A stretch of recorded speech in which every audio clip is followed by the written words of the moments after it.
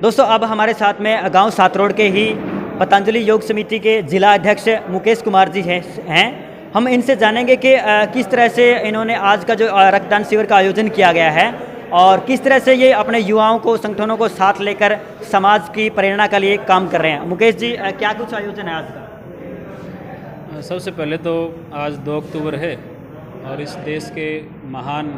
प्रधानमंत्री लाल बहादुर शास्त्री जी और राष्ट्रपिता महात्मा गांधी जी का जन्मदिन है आज, तो उनकी आप सबको बधाई। और उसी उपलक्ष्य में आज का यह कार्यक्रम पतंजलि योग समिति, सुभाष चंद्र बोस अपना जो युवा क्लब है, उसके साथ साथ अपने सात रोड में FBN सोसाइटी है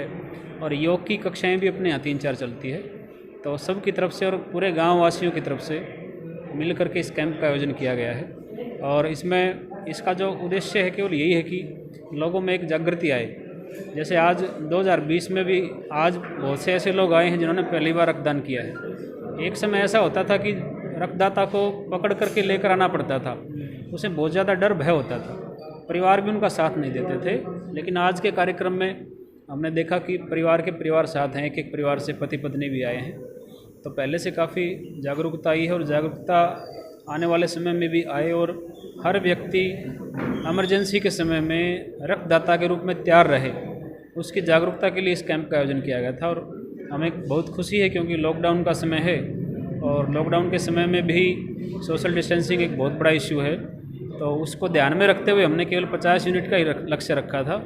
और उस 50 यूनिट को भी हमने आधा घंटा में 4-4, 5-5 डोनर को पहले से टाइम दे करके एक अपना एक इस प्रकार से अनुशासन तैयार कर रखा था कि किसी प्रकार से भी भीड़ भाड़ ना हो, जिसमें किसी प्रकार का कोई डर का, भय का, कोरोना के कारण किसी प्रकार की दिक्कत ना आए किसी भी रूप में।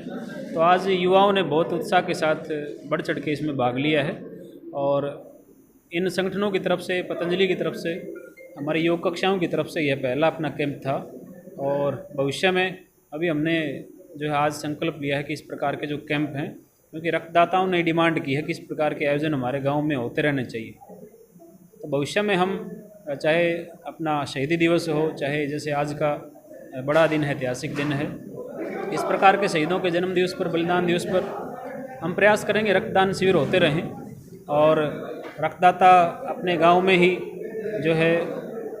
यहीं पर डोनेट करते हैं अपना ब्लड या इमरजेंसी के लिए भी तैयार रहें। तो बहुत अच्छे युवाओं की अपनी टीम है और जो योगी साथी हैं, हमारे जो योग करने वाले भाई बहन हैं,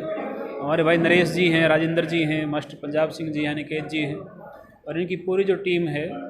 इन सब ने बहुत मेहनत की है, पुरुषार्थ की है, इस पूरे लॉकडाउन में इस शिविर का आयोजन किया है। तो मैं अपनी तरफ से पूरी सभी संगठनों के जितने प्रभारी हैं, गांव से भी जो बुजुर्ग आए हैं आशीर्वाद देने के लिए, पतंजलि के हमारे रक्तदान प्रभारी भी आए थे, वेद झंडई जी, जो 102 बार रक्तदान कर चुके हैं और उनके बच्चों की एक समय में थैलीसीमिया से मृत्यु हो गई थी, तो तब से उन्होंने संकल्प लिया था। रक्तदान शिविर जो पहले जिस तरह के रक्तदान होता था तो लोग उसमें भाग नहीं लेते थे, लोग खून दान करने से, रक्तदान करने से भयभीत होते थे, डरते थे। तो आज इस तरह की चीज़ें हैं वो नहीं देखने को मिलती है, तो आप युवाओं को रक्तदान के बारे में क्या कहना चाहिए? मैं तो सब युवा साथियों को यही कहूँगा कि हमारे शरीर का जो रक्त है वो, उसकी जो कोशिकाएँ हैं, उसकी सेल है, वो 120 दिन में पुरानी मर करके नई पैदा हो जाती है। तो हम अपने शरीर को क्यों कब्रिस्तान बनाएं जब अपने शरीर की सेल शरीर के अंदर मर रही हैं और वो शरीर में कोई लाभ तो करेंगे नहीं, कुछ ना कुछ शरीर में टॉक्सिन्स हैं, विकार बढ़ाएंगी। तो इससे अच्छा तो यही है कि हम अपने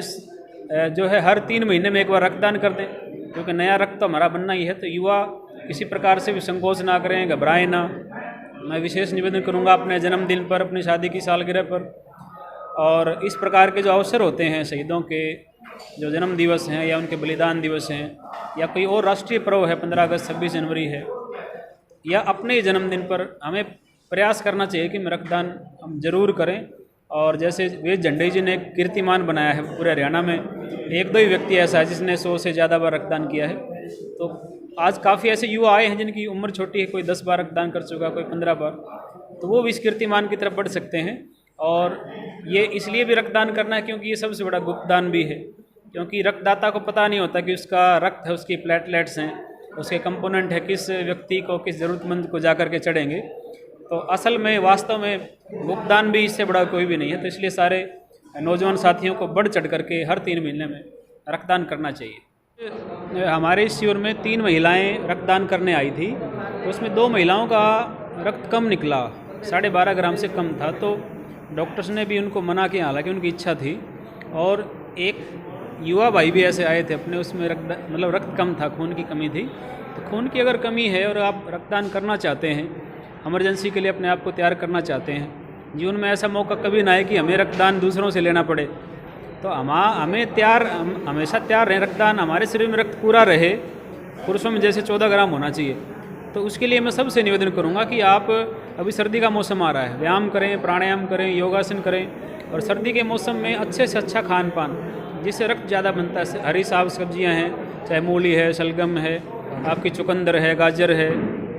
और जितनी पालक है, धनिया है, हरा साग है, सरसों का साग है, बथुआ है, जितने भी रक्त बढ़ाने के जो सामान है खान पान का, वो सारा का सारा सर्दियों में आने वाला है। इसलिए सर्दी को ऋतु को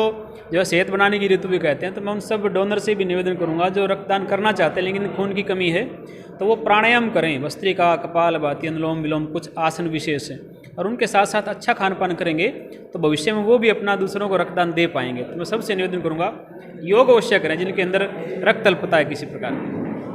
हमारे साथ थे मुकेश जी, जिन्होंने रक्तदान के बारे में और युवाओं की जो आज की भूमिका है समाज के लिए, उसके बारे में अपना वक्तव्य रखा कि जिस तरह से आज के युवाओं ने सभी इकट्ठे होकर के गांव सातरोड में एक रक्तदान शिविर का आयोजन किया गया है, और इस तरह के जो सामाजिक बदलाव के लिए जो समाज में परिवर्तन ला सकते हैं, इस तरह के शिविर, इस तरह के आयोजन आगे लगातार ये बार बार करते रहेंगे। तो दोस्तों इस तरह की अगर आप कोई वीडियो देखना चाहते हैं तो हमारे साथ जुड़े रहिए। हमारे चैनल न्यूज़ एंड आर्ट को लाइक, शेयर और सब्सक्राइब करना ना भूलें।